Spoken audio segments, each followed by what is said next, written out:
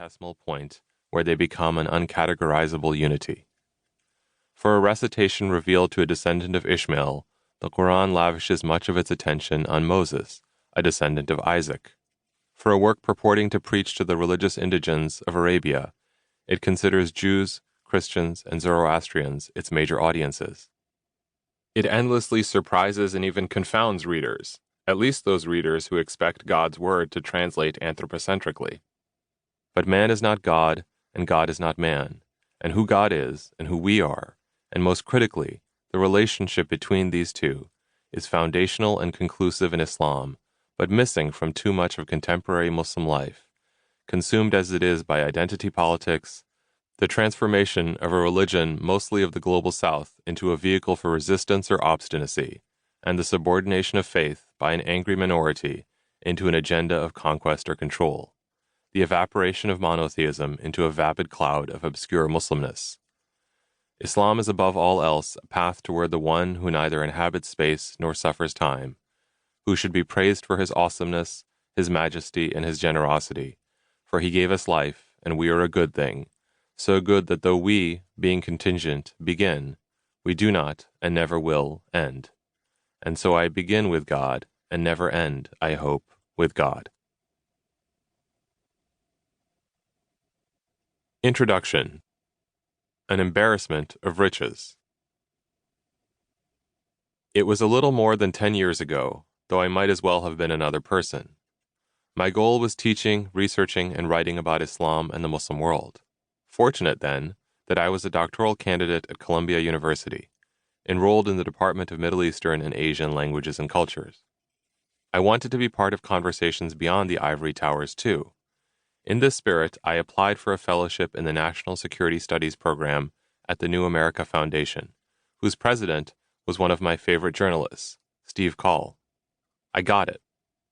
In my job at New America, I trained imams to use social media to bring about positive social change. I had deep concerns about government-led counter-extremism efforts, less concerned with morality, and more with the convergence of an actor's politics with the sovereigns. Namely, killing civilians is wrong in all cases unless it advances our foreign policy. In this case, though, we weren't picking and choosing the so-called good Muslim, to borrow Mahmoud Mamdani's framing, and I should add that Professor Mamdani taught at Columbia University. We were amplifying the voices of imams interested in learning how to be amplified, whatever their specific theologies. We adopted a kind of theological Darwinism. We'd let the Ummah, the global Muslim community, decide, based on its likes, shares, retweets, and views, which of these imams it most approved of. The wisdom of the Muslim crowd. We'll help you plaster your sermons and speeches all over the internets, but what happens after that is not our business. About the only condition of participation was not being crazy.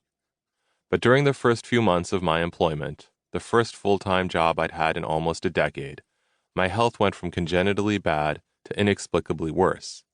I was regularly in and out of the hospital, sometimes even while traveling for my side gig as a Muslim speaker.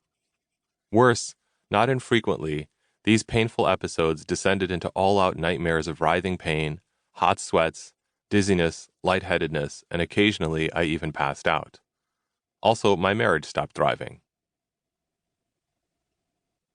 Because I'd never suffered so severely, never faced this kind of health crisis, or been threatened by the loss of a relationship that had lasted so long, or indeed had really ever had any previous relationships, I didn't just crash, I burned. I had to ignominiously resign from the New America Foundation. If I had had a tail, it would have been tucked between my legs. As I was leaving, my supervisor, another public intellectual whose work deeply motivated me, noted that I had accomplished next to nothing in the time I'd been there, which would have been wounding enough, except the length of my subsequent convalescence required me to abandon my academic studies too. I'd worked so hard. I'd even turned down Harvard for Columbia. You don't need to say anything. My own regret is sufficient punishment.